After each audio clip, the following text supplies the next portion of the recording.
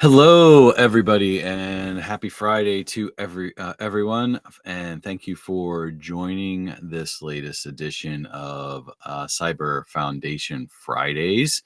And welcome, as well as anybody that is watching on LinkedIn Live, on the Captain Hyperscaler YouTube channel, as well as the Cyber Back to School YouTube channel as well.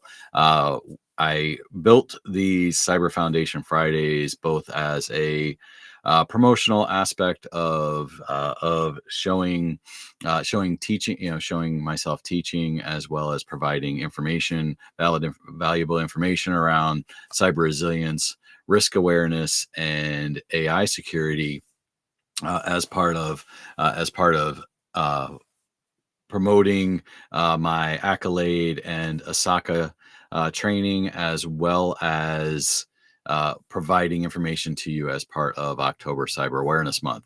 We started this a week before October started, and we'll be going a couple weeks after, as I built it as a 9-week program. But it is important information all the same. So if you are following the Cyber Back to School schedule with all of the great community provided trainings and information, then you're also finding these in the schedule as well on Fridays.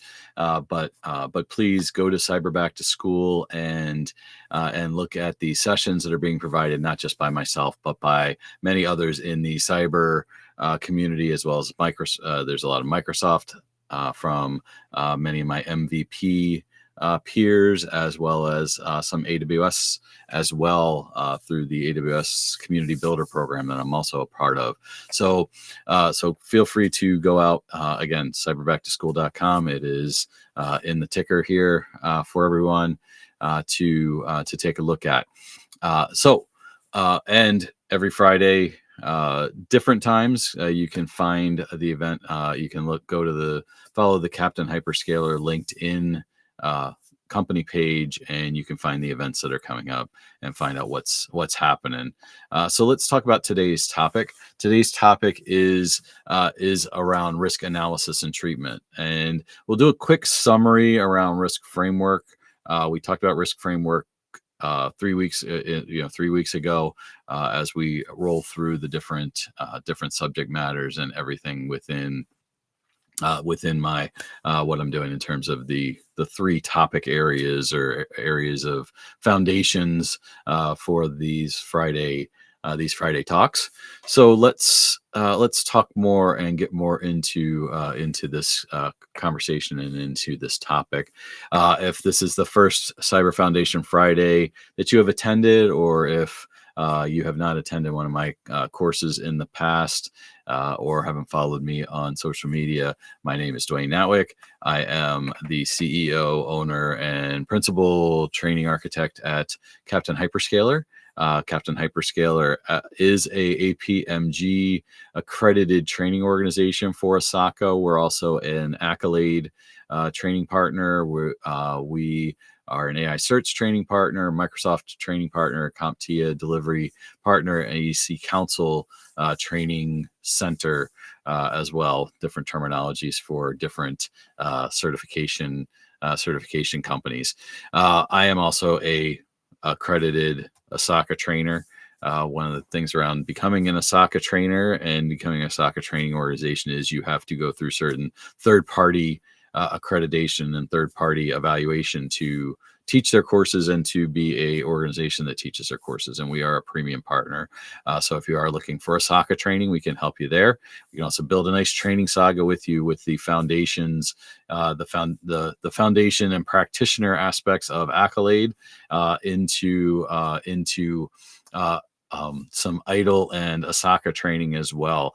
And I recommend you go check out. You can find it on Cyber Back to School. On the schedule for yesterday was my talk with Vicki Gray around how we built a hero saga around Accolade training and IDLE IDLE training and Asaka training, to give you a well-rounded aspect to the tactical aspect of risk management, the practical aspect to it, the management and leadership aspect to it, as well as the overall service management process and approach that IDLE provides, as well as a very nice nice blanket around it all. So again, I've been in the industry for a very long time and have done a lot of training. Feel free to follow me on social media. Follow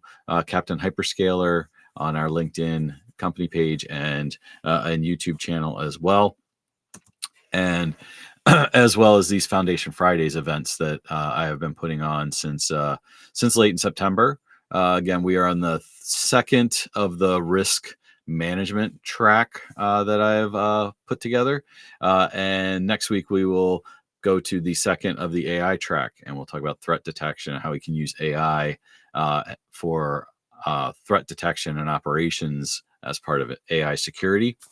And then we'll circle back to cyber resilience and hit the last three topics starting in November for those last three topics. So last part of cyber back to school is next week on Friday the 25th, but you can continue to follow these on our YouTube channel and the LinkedIn live events as well.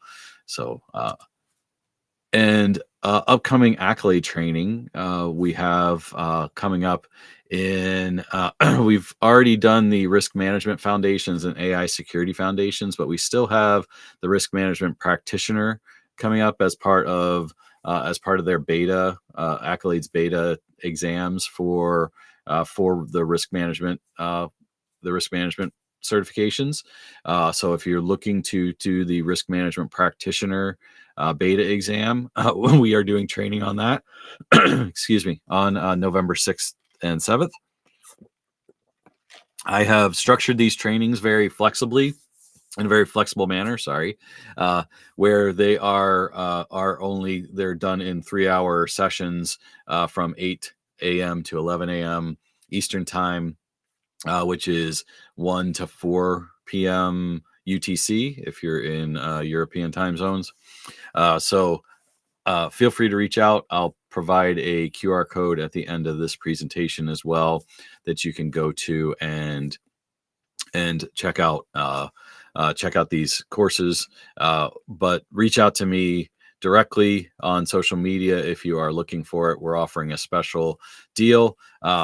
We have discounted the $250 and the $300 course, $50 for Cybersecurity Month. So register before October 31st, and you'll get an additional $50 off these great trainings. If you want to take the risk management practitioner course, but you want the risk management foundations, I also have that course on Udemy. So you can go out and find that as well.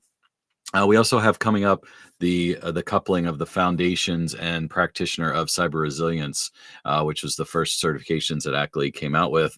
And you can see the dates of those. You can take the cyber resilience fundamentals, which they're changing actually to foundations to align with the risk management and AI security, as well as the cyber resilience practitioner. And if you're interested in the AI security foundations course and you missed it this week, I also have released that on Udemy as well. So you could go and view that course, purchase and view that course on Udemy. So let's talk about what we're going to discuss here today. We're going to do a quick review. So if you did miss the risk management framework when I went through the NIST risk management framework in 3 weeks ago, and don't want to go back and listen to that hour and a half presentation, we're going to do a quick rundown quick review of risk categories, risk assessment frameworks, and then we're going to talk about security controls and countermeasures, some threat modeling and vulnerability management, quantitative and qualitative risk assessments, and then risk treatment, response, and mitigation. So that will be our topics of discussion here today over the next hour plus of training. So let's talk quickly about categories and frameworks, and first give you a little bit of foundational understanding. I define this in the NIST RMF discussion as well for Cyber Foundation Fridays. What is risk? What do we term? What do we say is the definition of the term risk?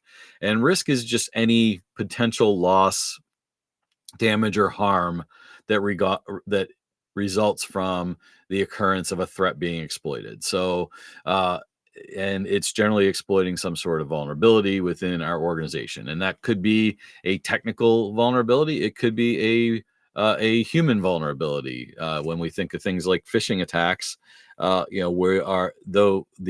threat actors are exploiting a human vulnerability of our trustworthiness and things like that.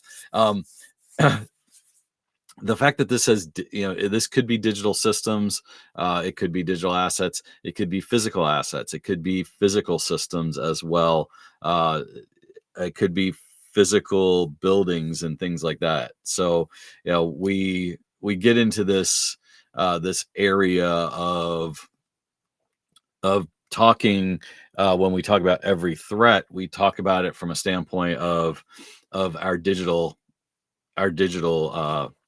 environment and our digital systems and the internet and all those things. But there are a lot of potential, there are a lot of physical assets as well that we need to concern ourselves with, as well as our people. So those are some things to understand. Some things around risk categories that I wanted to bring up, and I didn't speak about this, and this has a lot to do with risk treatment. This wasn't something that we discussed in detail when I did the Cyber Foundation Friday on NIST risk management framework. But when we look at our assets and we look at the risk to those assets, one of the key things that we have to do is, one, we have to classify our information, make sure our data is classified appropriately, whether it's sensitive information, whether it's PII, PHI, whether it's classified, whether it's secret, depending on what type of organization we're in. But what we also have to do once we've mapped that data and we understand that data is we need to categorize it. And where we generally categorize it and how we generally categorize it is based on the risk to confidentiality, integrity, and availability. Some of us know that as the CIA triad. A lot of certification organizations are going away from that triad approach of CIA, primarily because as you try and talk more internationally, we try and get away from, in the United States, get away from areas that are specific and kind of lead you to the United States government, CIA being an organization there, NIST, and getting moving a little bit more away from NIST specifically, even though NIST is a good de facto framework across the globe because of its free nature and its ability to, for you to gain access to it at no cost, where other framework documentation and guideline documentation becomes expensive in some ways as well. So these are the three risk categories as they are defined in the NIST risk management framework. You can interpret and adjust them in your own framework as you see fit. This is, if you were looking at a government level system, you need to look at it from this low, moderate, and high level. Now, within your own organization, if you're, I've mentioned this before when I was talking about the NIST, the cybersecurity framework, and talking about the risk management framework. It is a personal or a organizational decision how you are going to handle risk, and it is a organizational risk strategy and how you're going to handle risk. So it is not a requirement if you're using the risk management framework from NIST to say that this is how we're categorizing our risk. This is just a framework. So keep that in mind anytime we say framework. It's not specific. It is a framework that we can generally adjust as necessary for our use. Okay. But if we're looking at kind of just setting a framework and kind of a baseline in place, we can look at these low, moderate, and high categories as ways to look at the confidentiality of our assets, the integrity of our assets, and the availability of our assets. And to just go through these really quickly, you can read the slide. I'm not gonna go through every point here, but the key pieces to these and the key wording is: low is considered limited impact, moderate is considered serious impact, and high is considered severe or catastrophic impact. Okay, so low, there's really no we can this is within our tolerance levels generally. Low level risk, there might be some financial loss, but there's sustainability to it. Moderate, there's substantial loss, so but we still can recover. So low we really don't have to worry about. So really quick recovery.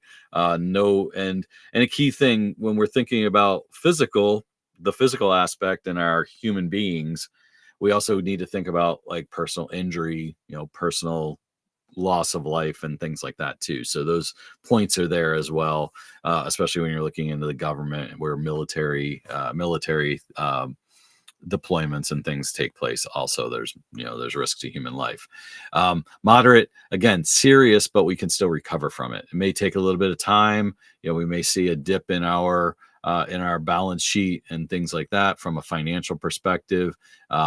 There may be some personal injury. If think about an example here might be damage from a hurricane. We've had a lot of hurricanes in the southern states lately with a lot of damage, and some of that has been moderate.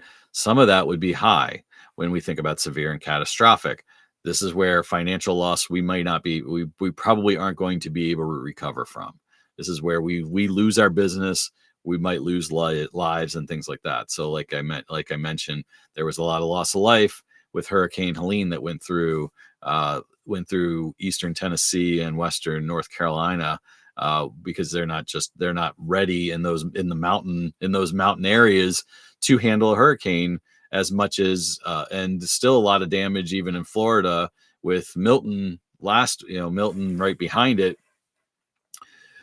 because of high winds and a lot of rain. And even though Florida is more able to handle it than mountain regions in Tennessee and North Carolina, there was still some substantial damage. So those types of events could be moderate, or they could be high. So we can't just say every hurricane is at a moderate level or every hurricane's at a high level. We've got to understand and set some level of groundwork. And that's what categorization is going to allow us to do is, okay, how prepared are we for a category 4 hurricane versus a category 5? A category 5 may be at a high risk. Category 3 or 4, we've built our physical assets and our business continuity planning and our disaster recovery planning and our execution of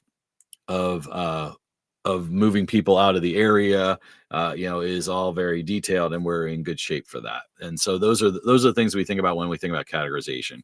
And I'm being very general to it because this is a very general general discussion, but we've got to make sure that when we're then this and this categorization is going to help us then prioritize risk. And when we go through the risk analysis and evaluation of treatment of risk, which we'll talk about on the back end of this discussion, these are the things that we're going to look at, and this is what's going to prioritize the treatment and how we treat it. Like I said, when we talk about the 4 ways that we treat risk, low level risk we may accept in a lot of cases because that low level risk is within our risk tolerance levels. And so we'll talk more about that here in a bit. The risk management process, this is the NIST 800-39 process. I was teaching this week the the AI security course, and one of the things around the AI security course was the functions of the NIST AI risk management framework. And one of the key points that I mentioned about that framework was it was much more aligned to the NIST cybersecurity framework and this risk management process of 800-39 than it was to the NIST risk management framework, the 800-37. And primarily the reason for that is the AI risk management framework is around business treatment of risk, and much more generalized in terms of how you identify and how you govern and how you map risk and measure that risk and then manage that risk, rather than the risk management framework itself being very very process and task oriented around development of a system or development of an application. If you follow along and you're following the risk management framework from NIST, you are very much going through the steps and following the steps of a development life cycle. And that's really what that looks like. The risk management process is a four-step process of frame, assess, respond, and monitor. The AI risk management framework is a 4-step process of govern, map, measure, and manage, which are very similar to all of these. And so if you're kind of aligning and you're already using risk management processes and you're looking at AI technologies, this is a good strategy to align it to, and to kind of look at it in a very similar manner. Same thing with the cybersecurity framework. Even though that is 6 functions, there's a lot of alignment in how you're going through and mapping and measuring risk, just like you are identifying and defining risk in the risk management framework or in the cybersecurity framework. Excuse me. So those are all things to consider. And as you go through and build these frameworks, and you build frameworks for emerging technologies such as generative AI, excuse me, my vocal cords keep kind of giving out on me a little bit here today. Risk management tiers. We went through this in the risk management framework a little bit too, but one of the key things that I always like to say when I'm talking about risk management is is driven by and is advocated at the top level of the organization. It is, the executive board, the board of directors, the executive management build the policies, build the strategies that are going to be how we handle risk, or how understand how we prioritize and how we understand risk. And that feeds all the way down to the information systems. What we need to do is there's a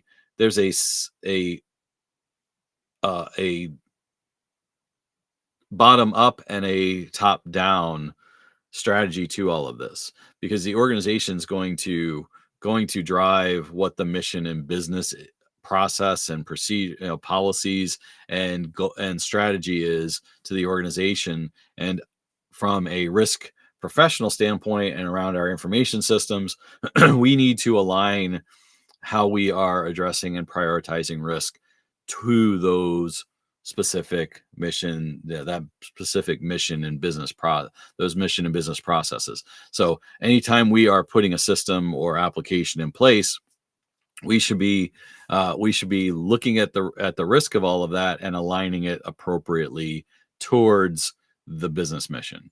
That's going to allow us to get the funding that we need to move forward and to continue to be involved with the business decisions and have risk be within our culture.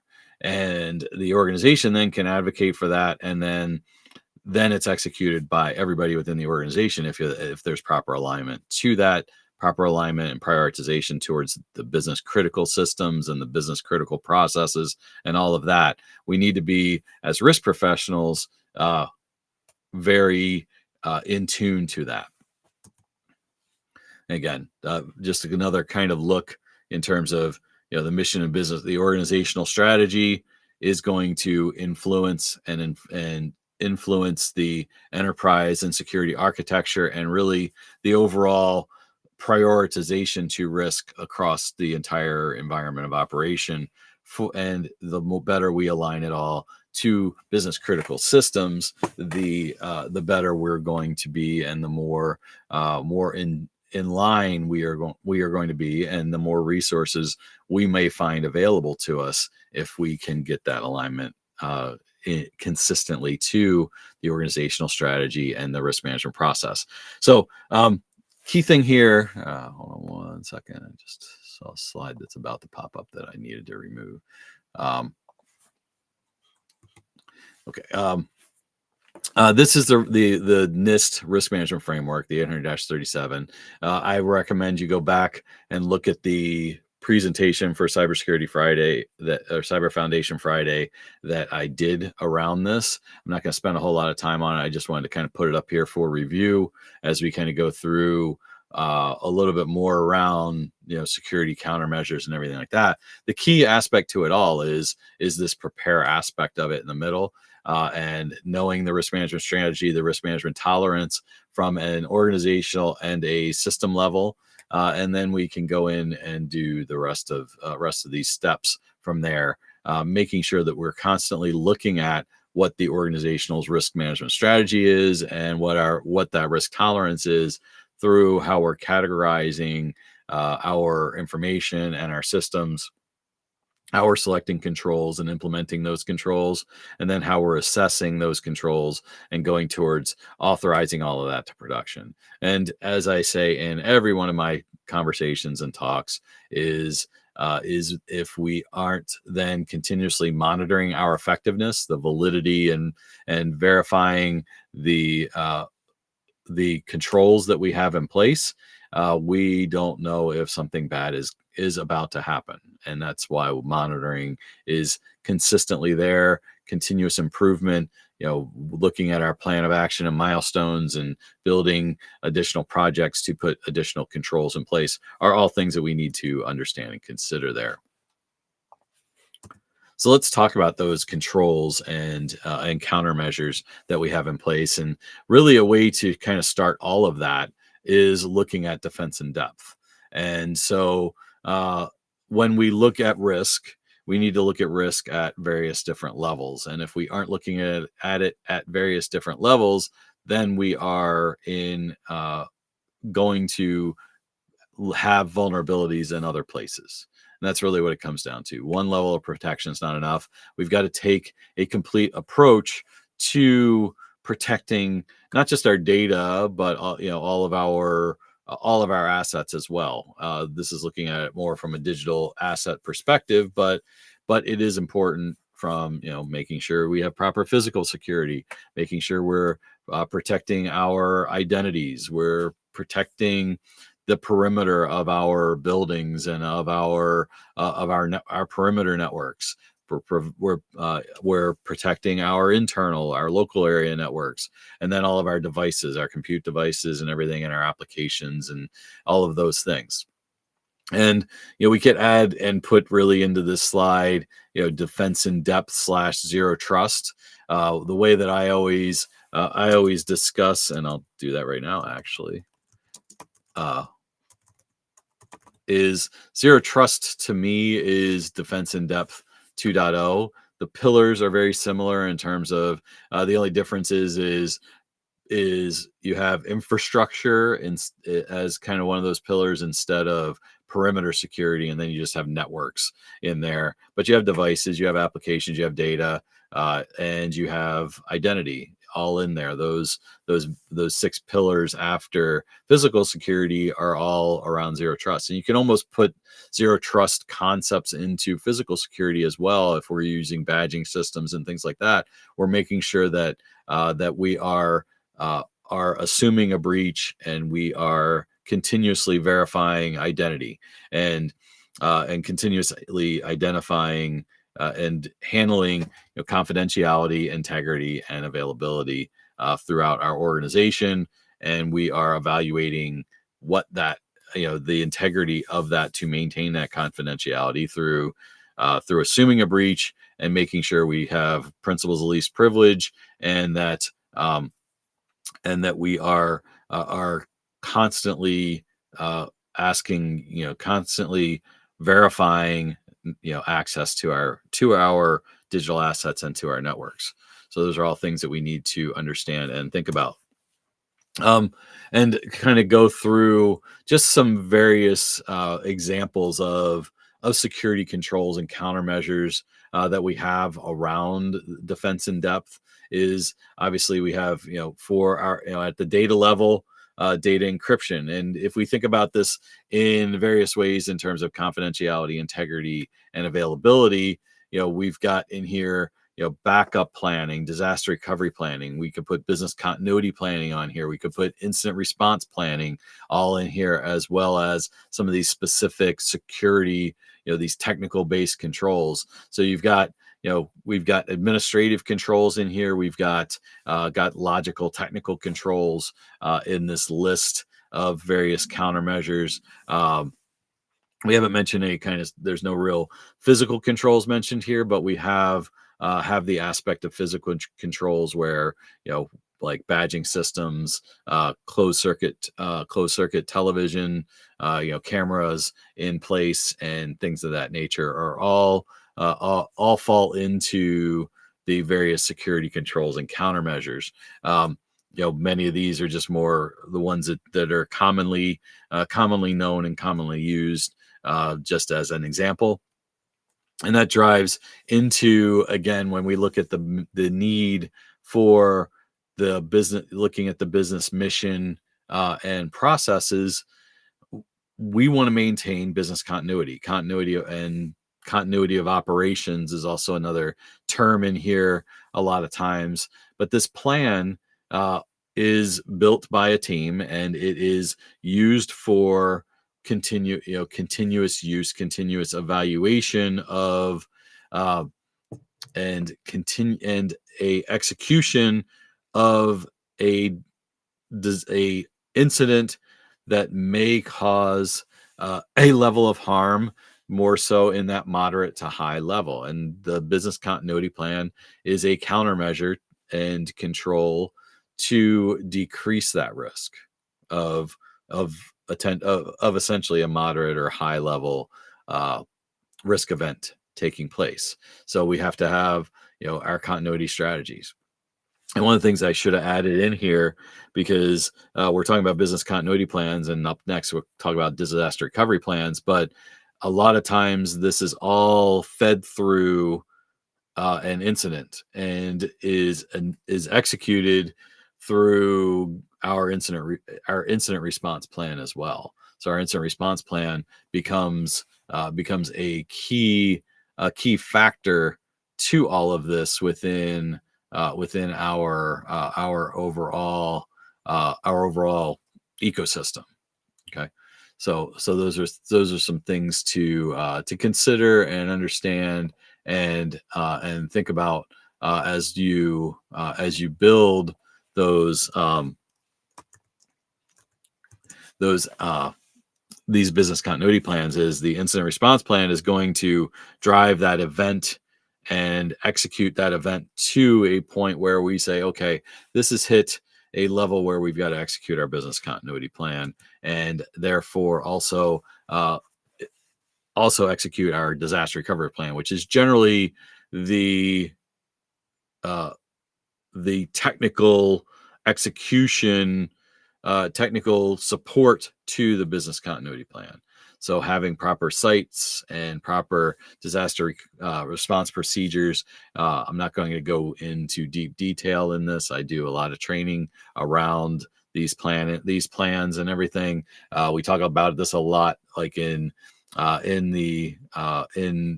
detail in the Osaka certified information system manager or information security manager course, because these are very key. Same thing with like the CRISC course also has a lot around this.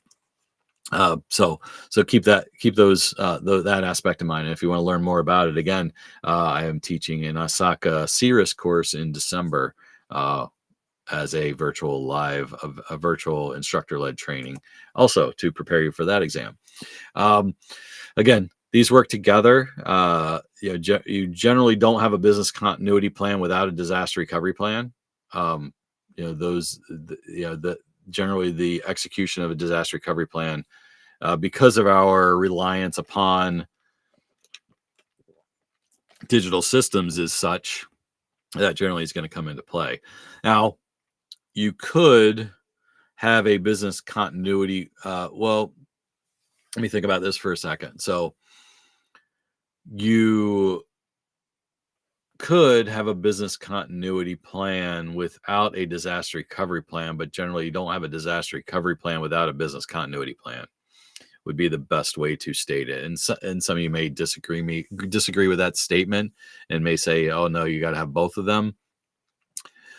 Because as I think about it, if your business continuity plan has a lot to do with the physical aspect of things, like the process of people evacuating an area for a hurricane, and how we get back in business, where we're going to meet up at an offsite area that is is a separate building, and people can work from there.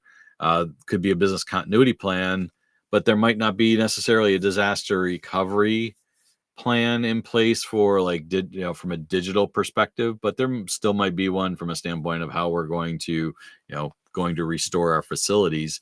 But if we're in a cloud environment and have generally a work from home process in place, and and we don't have a reliance on our own data center, we may not have a technical disaster recovery plan of how we're going to switch over systems and things like that. But I definitely advocate for having some level of disaster recovery plan, because it's going to you're going to have some aspect of how we're doing our backups, how we're replicating our digital assets and things like that are going to be in those disaster recovery plans, as well as the business continuity plan is going to have a lot of scope around the people, processes, and the technology, and what our critical systems are. It's going to define all of that. And I take this as kind of that three-legged stool. Like I said, I didn't talk about incident response planning so much, but the key aspect to that would be the planning and process of the management of a particular event or a particular incident, and where that initiates potentially our business continuity plan being executed and our disaster recovery. So generally our incident response plan and how we manage our incidents and those events within our incidents are going to in a lot of ways be what initiates our business continuity. So let's talk about so one of the key aspects around our how we handle ourselves and handle our business continuity and disaster recovery is through and how we recognize and understand what risks we have within our organization. First and foremost is to do threat modeling and vulnerability assessments. If we go back to what is a risk.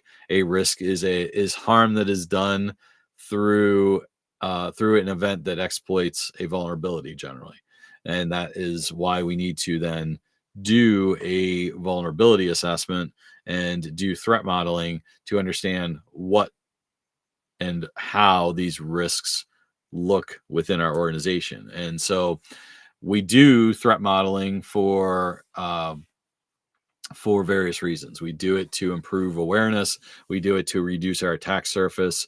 And this isn't specific to cloud. This could be for our own environment. Generally, a lot of our organizations are cloud oriented anyway, because you are using even a private cloud. If you're using VMware or OpenStack in your environment, you are technically considered a cloud organization, a cloud use organization. You have a private cloud within your own environment, within your own data center. So, but we do threat modeling to improve our awareness, to hopefully identify risks and handle and do the proper analysis and treatment of those risks to decrease those attack surfaces. Hopefully it drives a culture to enhance and to drive secure design, as well as increase our testing and our continuous monitoring aspects of things as well. So various different resources. We've talked there are certain technologies and everything that can do various threat modeling, especially within our cloud environments. The Cloud Security Alliance being one of those. I've brought up NIST, using NIST frameworks and things like that, as well as using third-party technology tools. Various scanning tools as well, to do some automated threat modeling. Using various models like the Stride model or the Pasta or the Octave model, are various models that you can put in place within cloud environments as well. You can do various look at various threats and evaluate your risks to various threats using like web application firewalls that are set up to protect against the OWASP top 10 types of threats to your applications. Those those can be very helpful and help us in our threat modeling as well, because we can check and evaluate traffic and see how that's creating potential issues. Again, vulnerability assessments, very very similar. What are our assets within our environment? What are the risks to those assets? What are the risks within those assets and vulnerabilities within those assets that we might have? Again, testing and validating are very key. This is just a process of that vulnerability scanning. How do we go through step by step to identify? We need to have a scope first, identifying the scope, doing preparation, selecting those tools, and then we can configure and analyze those results, and we can remediate and continue to monitor. And there's a lot of tools within, if we're talking about our own private data center, there's tools that you can use and softwares that'll do this for you on an automated and a scheduled process, as well as within cloud environments. So let's talk now about actual risk analysis. So we've built our business continuity plans. We're comfortable with where we are from that standpoint. We believe we have everything in place that we need to continuously monitor and manage and maintain business continuity. We've done our threat modeling and our risk analysis now, or our vulnerability assessments. How do we take that data now and analyze and build a risk register so that we can properly prioritize risk? And that's really where where the risk assessment approaches and risk and how we analyze our risk from a quantitative or a qualitative standpoint. There's other ways that you can analyze risk, but we generally look at these 2 main ways to assess risk. and, and then there's other subsets and aspects to risk that we can utilize as well, and we talk about that in the risk management foundations course. So when we're looking at our risk, we want to we've done our risk analysis, or we've done our threat modeling and vulnerability assessments. So now we have identified risks, what perceived risks we might have on assets based on certain attacks. We then What we need to then do is we take those assets that we have identified the risk on, and we start to document that and and put some level of value on that asset. It might not be a quantitative or dollar figure per se. We have assets that may have some sort of reputational uh, aspect to them that we need to understand and think about. So we think about that, and then the key aspect to it all, and we'll get to this approach here in a moment, is that we take that and we determine that what the likelihood is that vulnerability will be exploited. So the key the key two pieces that we look at when we do risk analysis the is the impact, which is that value. What level of damage is that vulnerability going to do if it is exploited and becomes a an incident or an attack, and then the likelihood that that's going to take place. So there's some equations here in quantitative risk analysis. There's a little bit of math, not a whole lot, but just some math to understand and to figure out here. And it's key to the quantitative aspect. And when I was first learning about risk analysis and everything like that, you got to think of easy ways to remember what is doing what, right? And quantitative, if you break it down, you can get right to numbers, because quantity, numbers. The other thing is, you see an N in the word, that's a number. Those are all different ways to kind of say, okay, when you see quantitative risk analysis, there's math involved. It really is what it comes down to. So the key, when we're thinking about those equations, and we're thinking about what makes up our risk, we have the value of the asset, the vulnerability, and the threat equals what the risk is.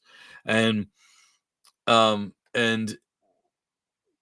there's other ways that this equation's looked at as well. Sometimes the asset itself will be taken out, and if you look at how risk increases or decreases, if our threat decreases but our vulnerability increases, the risk kind of stays the same. If one goes up and the other goes down, if they both go up, our risk is increasing. If they both go down, our risk is decreasing.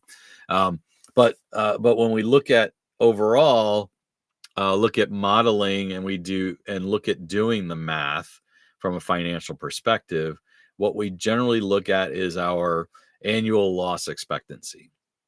And so our annual loss expectancy, or ALE, is our single loss expectancy times the annual rate of occurrence.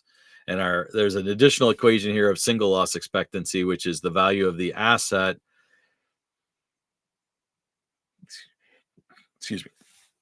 Which is the value of the asset times the exposure factor. So there's a sub equation of single loss expectancy. If you think if so, uh, if we and there's an equation and a way to figure this out, or an example of this that I've taught in one of my classes, is like the single loss expectancy. If we think about our entire like if we think about a laptop perspective, and we think about some sort of element of it that's going to fail. Let's just say the motherboard. Which takes the whole device out of commission. So when we're thinking about single loss expectancy, let's say the replacement cost of the and I'm oversimplifying this because there's a lot more than replacement cost in any type of asset evaluation, and we talk about that in the cyber resilience course, how to kind of calculate that and calculate the total cost of ownership and things like that. But when we take the single loss expectancy, we take the asset, let's say just to make math easy, that the device is $1,000, is the asset is valued at $1,000, and and the potential for the CPU to fail is 70% on that device. So our single loss so that is the exposure factor is 70%. So our single loss expectancy for that particular device is $700. So that's how that math happens. Okay.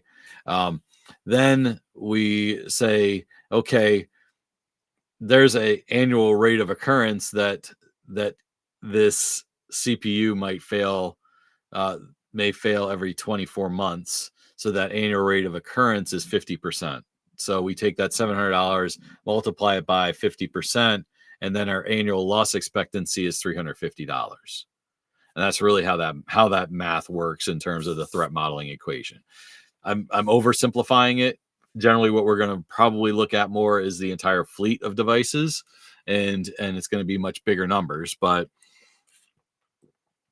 just to kind of take that, and think about that in terms of how that is. So, quantitative. The good thing about if you have all of those numbers is taking that financial aspect to the C-level is going to be a much easier business case to say, okay, the cost of this is the annual loss expectancy is $350. Maybe let's say it's $350 and we've got 10,000 laptops.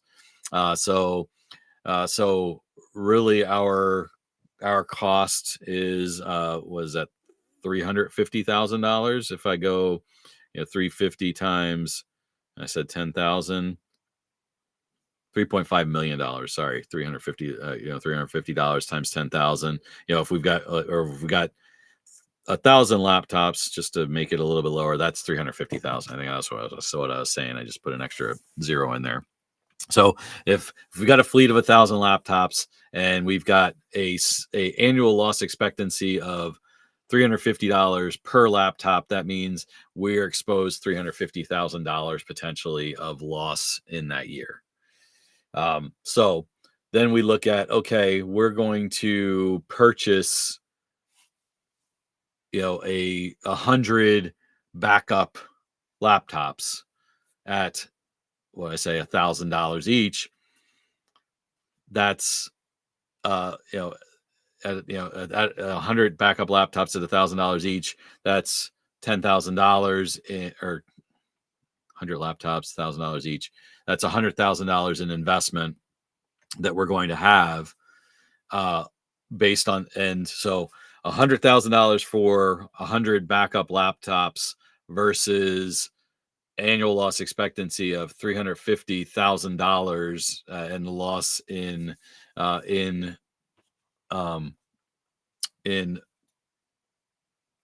productivity and all of that makes sense to purchase that. Now that's a bad example because we're still losing $350,000. We're not really putting a control in place, so it's not the best example here. But I'm just trying to give everybody an idea of the numbers and how the numbers work.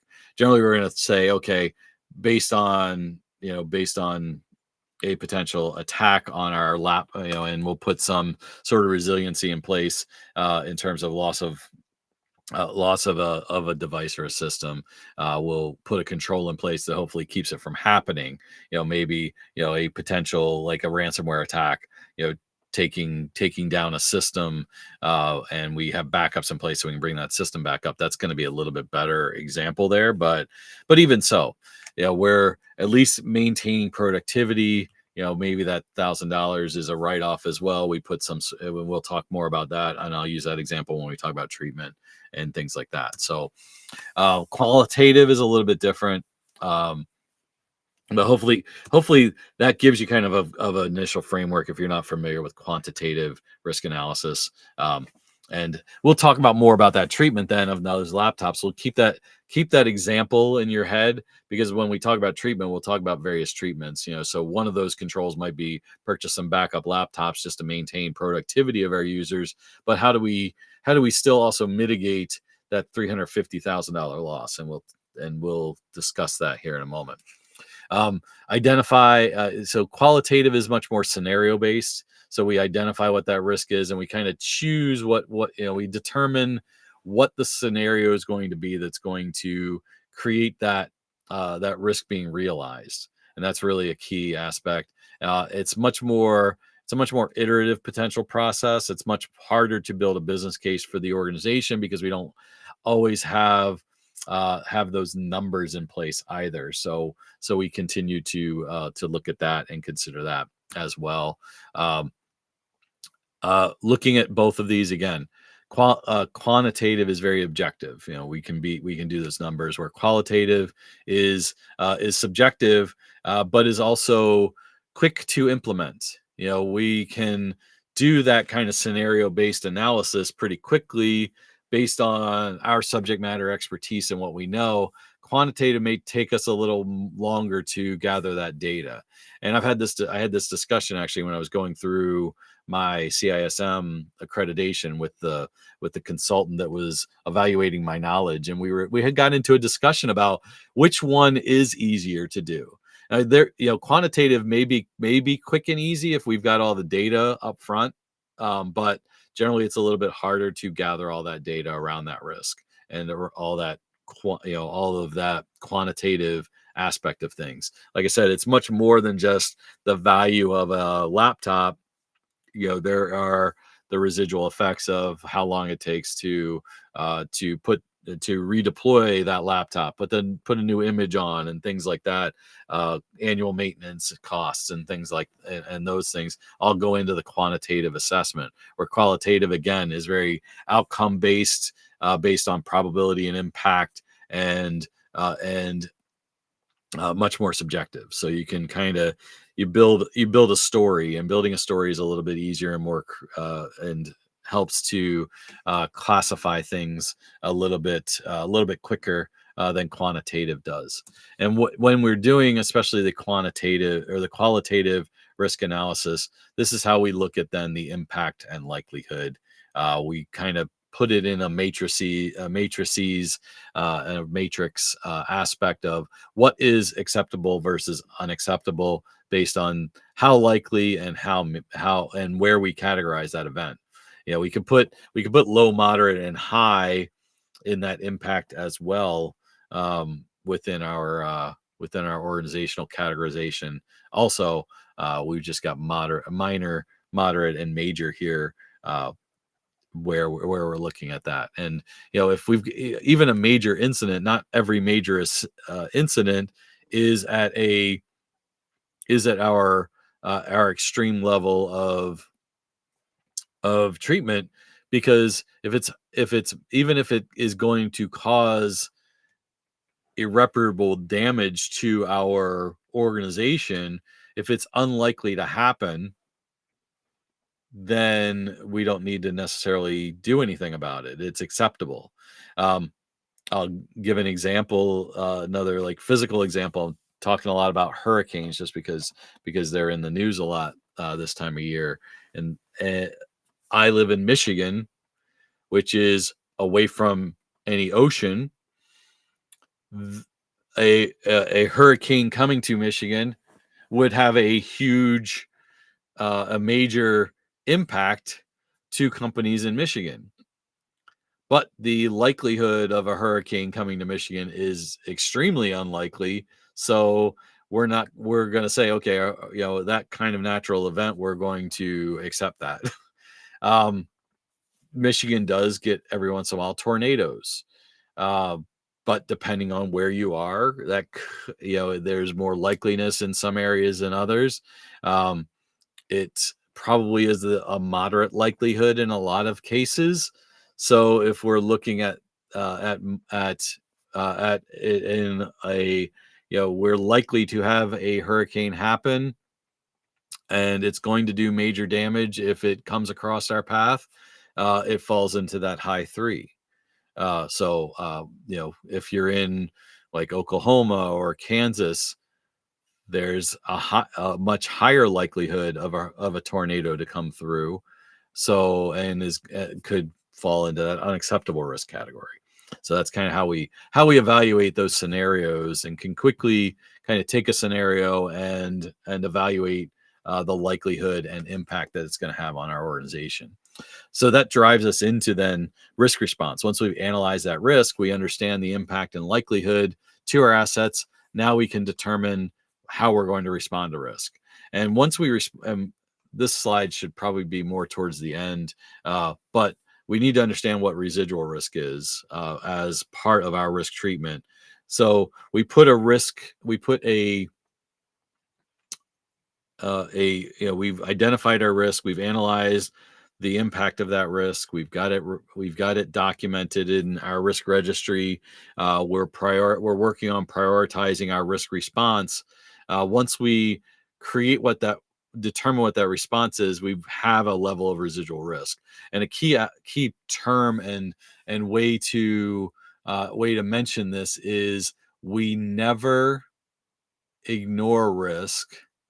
And so we're always going to have a response to risk, and we can never fully eliminate risk.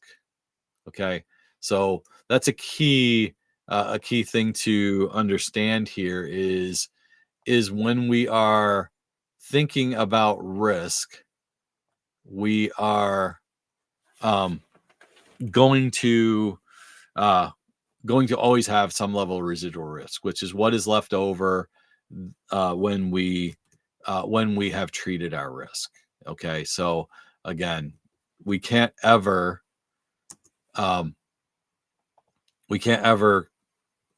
eliminate risk entirely. So that's a key thing to consider and to understand when you're doing some level of risk treatment, is that you have to make sure you are taking that risk, you're treating that risk, and your residual risk is below your risk tolerance and your risk levels. That's the key to all of this when we're talking about residual risk. Is it's what's remaining. You can't ever eliminate. Risk is always going to be there. So understand and come to the realization you never are going to be able to eliminate risk. So the residual risk has to fall within your risk tolerance levels, your risk appetite levels. And when we talk about our risk tolerance and our risk response, we look at our what our tolerance levels are and what our risk appetite is. So our tolerance goes along with those categorization levels. What can we tolerate before it becomes a catastrophic event to our organization, or even, and then, because obviously a high level catastrophic event is going to eliminate our business essentially. So our risk tolerant, that's our tolerance level. Now, we may have a risk appetite within our organizational risk strategy that we don't want to tolerate a moderate event either. We want any kind of risk to be low level risk, and our residual risk to have a low impact on our organization. And that might be everything, that might be our risk management strategy. And that's our risk appetite. We can tolerate a moderate event, a moderate categorized type of attack or risk, but we don't have the appetite for it as an organization. We have a strong risk aware culture. When we go back to what I was talking about last week with kind of those implementation tiers and where you are in terms of your risk awareness and your your repeatability of handling risk and things like that. Maybe we have a healthy organization from that standpoint. And so we've decided we are going to address every risk, moderate and high, and put some level of control in place for all of those, some sort of handling and treatment to get our risk tolerance and that residual risk below our risk appetite, which is lower than our actual tolerance levels. That's why we utilize risk tolerance and risk appetite a lot of times synonymously, but they're really two different things.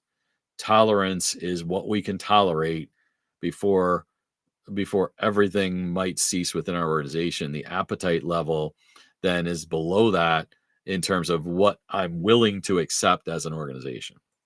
Okay. And so last thing that I'm gonna talk about here then is risk response. And so we've gone through all the analysis. We've talked about how we frame our ability to handle risk and what we're doing from a risk perspective at a technical level or a risk professional level to the business goals, the business mission.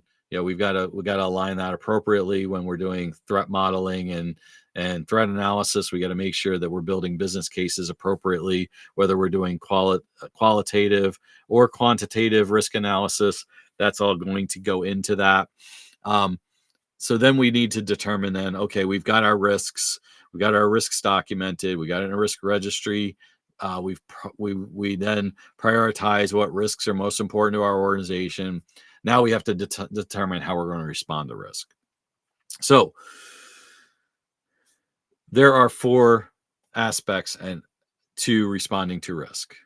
And really, these are the main 4 and really kind of the only 4 in any way or another. If there's other ways of risk response that are mentioned, but they're all kind of still subsets to this. It's kind of just like the confidentiality, integrity, and availability, security objectives. There are other ones in terms of privacy, safety, non-repudiation, authenticity, but they're all subsets still of confidentiality, integrity, and availability. It's the same thing with the responding to risk. And a key thing to mention here, and something I always mention in this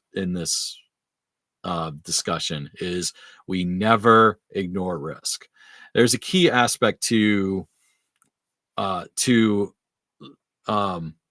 handling risk and really security, security management in general, that we mention in terms of, and we mention this generally with confidentiality and integrity, and that's due care and due diligence.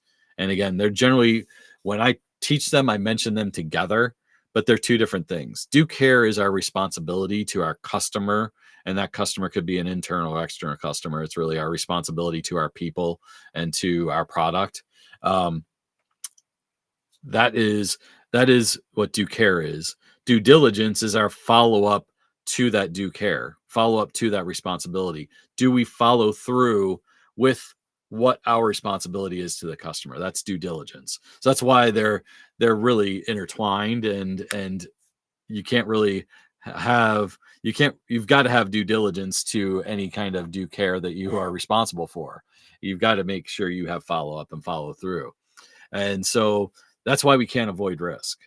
We've got to understand what those risks are, which really kind of identify that due care, and then we have the treatment of that risk as our due diligence. Okay, if we don't do that, if we don't have that documented, if we know a risk is there and we don't document that risk, that is where we are negligent, and that is where we might find ourselves in some level of legal battle. Okay, so understand those aspects of things, and responding to the risks and using these four uh, mitigation, these four strategies, is going to be how we initiate and how we show due care, or I mean, I'm sorry, due diligence. Um, all of risks need to be documented. That's why we don't ignore risk. Okay. But we might find that within our risk tolerance or our risk appetite, that a risk, the likelihood of that risk is low. If we go back to the likelihood and impact, or the impact is low, we're going to accept that risk. That's valid. That looks like ignoring the risk, but no, we're putting in the risk registry. Hey, we've done our analysis and we're accepting that risk. Avoiding the risk means we're not going to implement. We're going to sidestep it. You know, and we're not going to implement that change, or we're going to do something else instead, to sidestep that risk, essentially. So again, kind of like ignoring it, but we're not. We are documenting the fact that we're avoiding that risk. We're not putting that change in place. Those are two ways that we don't put any necessarily financial burden on handling that risk, but we're still doing our due diligence, and that's a key to that. We've got all the documentation. We're supporting ourselves. Okay, those are the things that we're going to need and we're going to consider. Okay, the other two are substantial. You're going to have some level of financial obligation to these two of transfer or share the risk versus mitigate the risk. Transfer or sharing that risk would be some sort of cyber insurance, some sort of physical insurance. We have automotive insurance, we have homeowners insurance.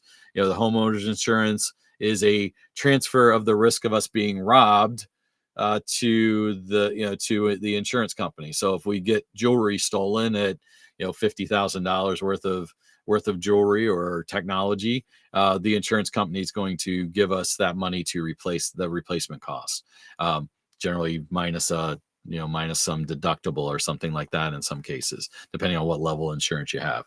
Moving to a cloud provider like AWS or Azure or Google is a shared risk. We have transferred the risk of the physical data center to the cloud provider. That's a transference of risk, of that physical risk. Okay. Again, there's costs involved in that. My example earlier of doing the quantitative analysis around laptops and the $350,000 annual loss expectancy that we have in laptops. We're put $100,000 in for replacement laptops, but we're still got that $350,000 of loss that we might have. Maybe we purchase a $35 insurance policy, annual insurance policy on that risk, on those 1,000 laptops, which is $35,000 a year, which is 10% of the loss expectancy of $350,000. So if we lose those laptops, we're within that residual risk of $35,000 plus the $100,000. So $135,000 we're putting towards addressing that risk is much less than that $350,000. So we have transferred that risk, and we've also mitigated to a certain degree because that $100,000 is going to mitigate the loss of productivity because we've got those extra laptops in place. But we've primarily done a transfer of that risk because that residual risk now is that insurance policy that we put in place that if that laptop dies, we're going to get it replaced. Apple Care is an example of that.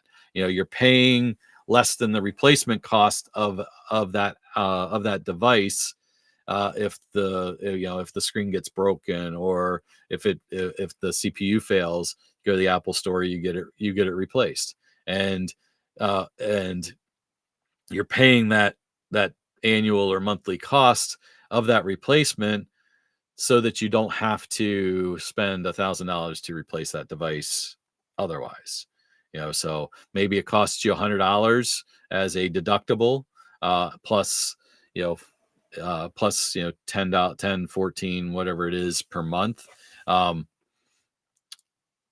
if you're somebody that damages or breaks your laptop screen quite a bit, that's going to pay off for you, and that's where you analyze that.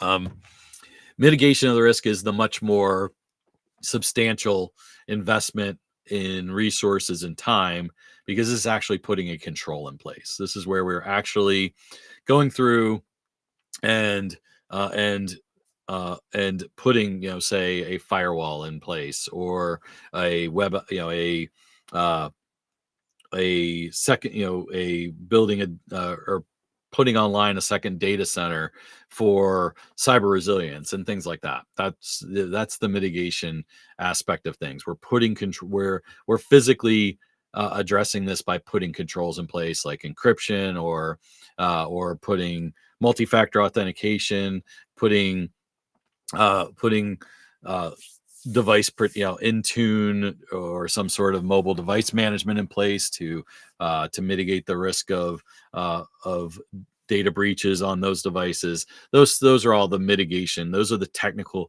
generally going to be technical controls, but we also have administrative controls in terms of doing phishing awareness campaigns and things. There are ways to administratively mitigate the risk to malware in our systems. The risk of phishing attacks and of somebody clicking on a malicious link that puts malware in our system.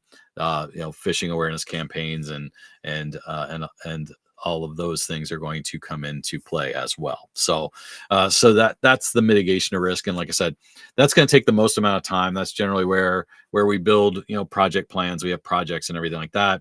And we're going to need to get proper funding, proper resources, and all of those things. So that's just in a nutshell, a high level review around risk treatment and response. So thank you very much for attending here today. We covered a large amount of material at a high level very quickly.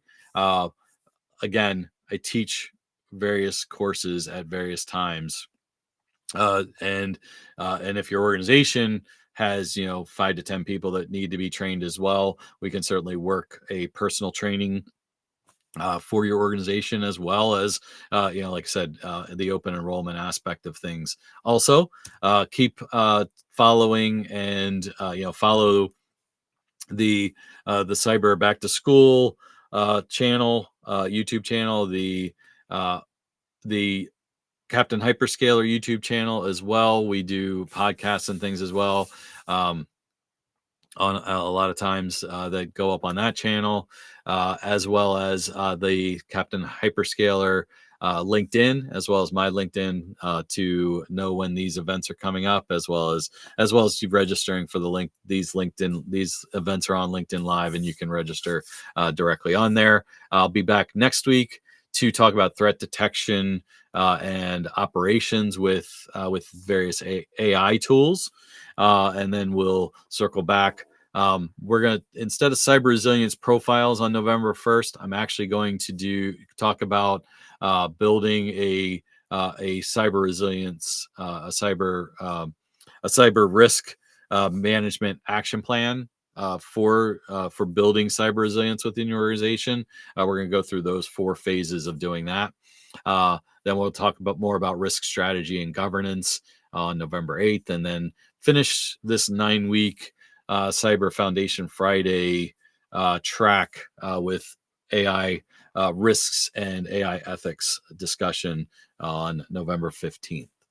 So again, thank you all very much. Again, also doing some open enrollment courses. You can go to this Captain Hyperscaler site, go to the calendar, and reach out for some special prices on these events. One of the things, update this, because coming up in a couple weeks, we got the cyber resilience cyber resilience courses coming up, as well as the practitioner courses for risk management and cyber resilience. And as I mentioned, also in December, I will also be doing the AI security practitioner course, as well as an Osaka C-risk course. So some very good foundational and practitioner level, what we call here at Captain Hyperscaler origin stories, to build your hero saga to get more towards the Osaka C-risk and idle and all those things as well, to really build your hero story and skill up like a superhero. So thanks everybody for your time today. Again, feel free to connect with me on social media. I've got my my X or Twitter handle here. I've actually removed myself. I haven't put any haven't deleted my account or suspended my account, but I've stopped going on Twitter or X for a little while. Those of you in the United States probably can sympathize with me. There's just too much political back and forth on that platform for me right now. So I'll go back on once the election's over and everything has died down and settled down. Hopefully within our election results and everything. But feel free. LinkedIn, I'm on almost constantly. So feel free to reach out on LinkedIn and I'll be happy to assist you in any way. So thanks everybody. I haven't seen any questions or anything through chat. So I will end things here today. Thank you for tuning in to the Cyber Foundation Fridays. Again, feel free to reach out on the social media, especially LinkedIn. If you need to reach me, you can also comment or reach out on the YouTube channels. But LinkedIn would be your best. So thanks everybody, and have a great rest of your day. Hopefully this has been a great Cyber Foundation Friday.